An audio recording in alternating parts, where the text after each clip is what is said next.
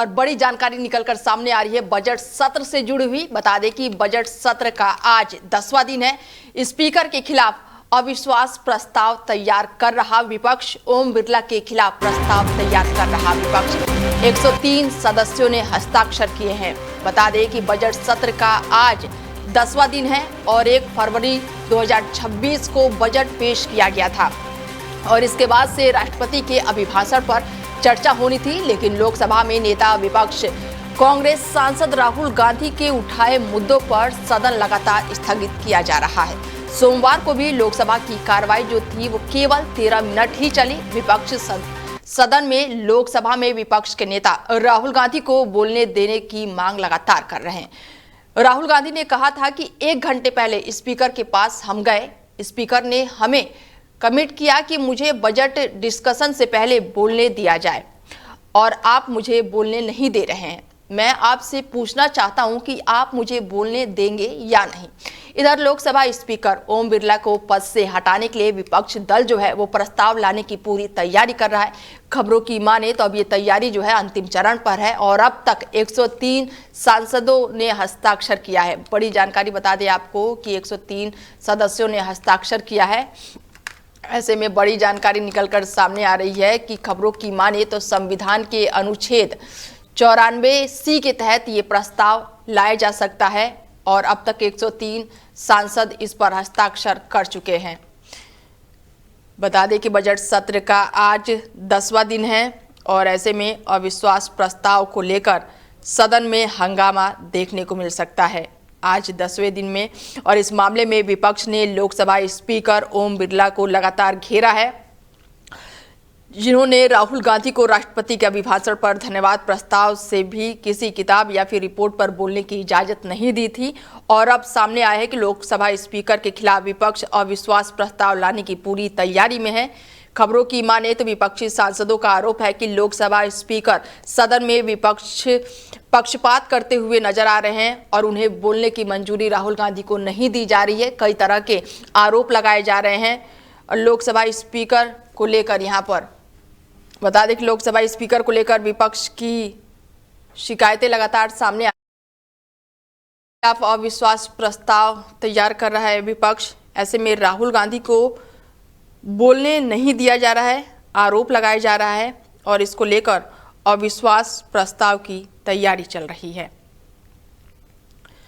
Lok Sabha speaker को लेकर विपक्ष की बहुत सारी शिकायतें हैं और इसको लेकर आज अविश्वास प्रस्ताव को लेकर 103 सांसदों ने हस्ताक्षर किए हैं। विपक्ष लोकसभा स्पीकर ओम बिरला के खिलाफ अविश्वास प्रस्ताव लाने की पूरी तैयारी में है। लोकसभा स्पीकर को पद से हटाने के लिए विपक्ष का दावा है कि स्पीकर सदन में पक्षपाती रवैया अपना रहे हैं और ऐसे में कांग्रेस सहित तमाम विपक्षी दल लोकसभा स्पीकर ओम बिरला के खिलाफ अविश्वास प्रस्ताव लाने की तैयारी में है और इस प्रस्ताव पर अब तक इंडिया गठबंधन के 103 सांसदों ने अपने सिग्नेचर किए हैं। ओम बिरला को लोकसभा स्पीकर के पद से हटाने की तैयारी को लेकर विपक्ष का सबसे बड़ा दावा है कि संसद की बहस के दौरान विपक्ष के नेता जो है राहुल गांधी को बोलने का पर्याप्त मौका नहीं दिया जा रहा है।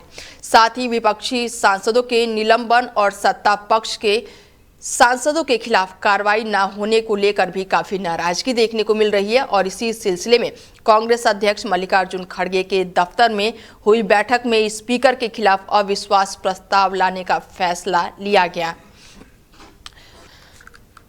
खबरों की माने तो संविधान के अनुच्छेद 94C के तहत ये प्रस्ताव लाया जाएगा और इसके तहत लोकसभा अध्यक्ष को उनके पद से हटाया जा सकता है।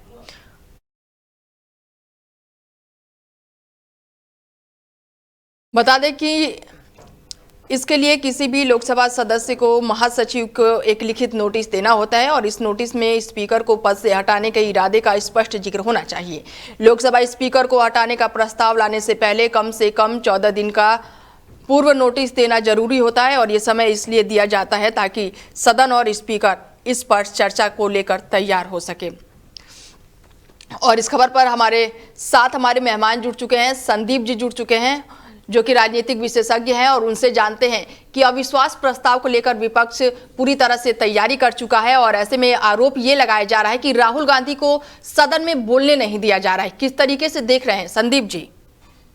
देखिए अनीता जी, जिस तरीके की खबरें निकल करके आ रही हैं कि जो कांग्रेस के राष्ट्रीय अध्यक्ष हैं मल्लिकार्जुन खड़गे, उनके रूम में, संसद के उनके रूम में विपक्ष के नेताओं और सांसदों की मीटिंग हुई है कि जो लोकसभा स्पीकर हैं ओम बिरला जी, वो नेता विपक्ष को अपनी बात नहीं रखने दे रहे हैं, उन्हें बोलने का मौका नहीं दे रहे हैं और उनके बोलने पर आपत्ति जताई जाती है। तो इस मामले को लेकर के विपक्ष एकजुट है और विपक्ष सरकार को और जो लोकसभा के अध्यक्ष है ओम बिरला उन्हें घेरने की तैयारी कर चुका है और ऐसे में विपक्ष पूरी तरीके से मन बना चुका है कि अविश्वास प्रस्ताव लोकसभा अध्यक्ष ओम बिरला के खिलाफ लाया जाए। तो ऐसे में क्या लग रहा है कि तमाम चीजें, तमाम मुद्दे हैं, सभी मुद्दों से हटके और अब ये बजट सत्र चल रहा है, जो मेन मुद्दे हैं किसानों को लेकर अगर मैं बात करूं, स्वास्थ्य को लेकर बात करूं, शिक्षा को लेकर बात करूं, सारे मुद्दे छोड़कर अब अविश्वास प्रस्ताव पर सबका फोकस हो गया है?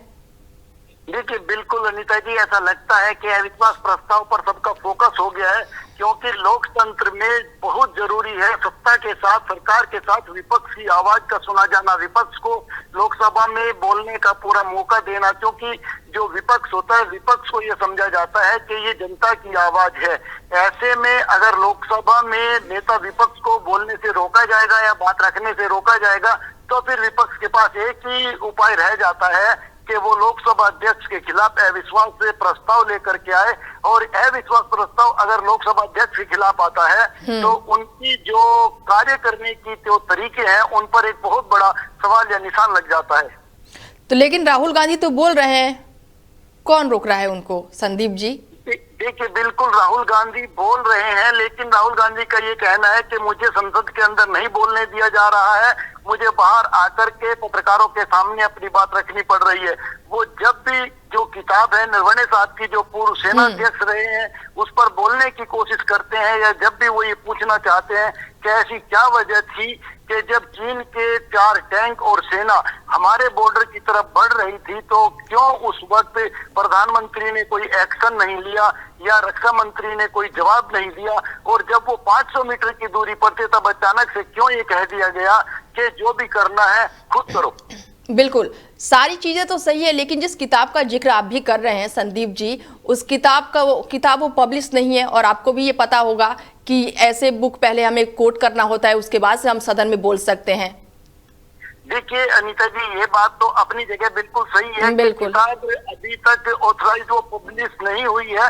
जिस तरीके से उसको रक्षा मंत्रालय की जो परमिशन होती है, एनओसी चाहिए होती है, क्योंकि मामला सेना से जुड़ा हुआ है, डिफेंस से जुड़ा हुआ है।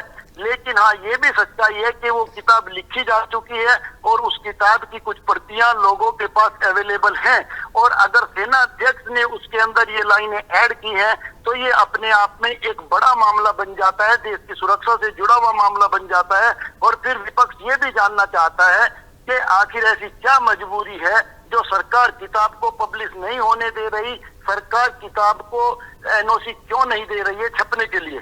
चलिए, जुड़ने के लिए बहुत शुक्रिया संदीप जी। धन्यवाद।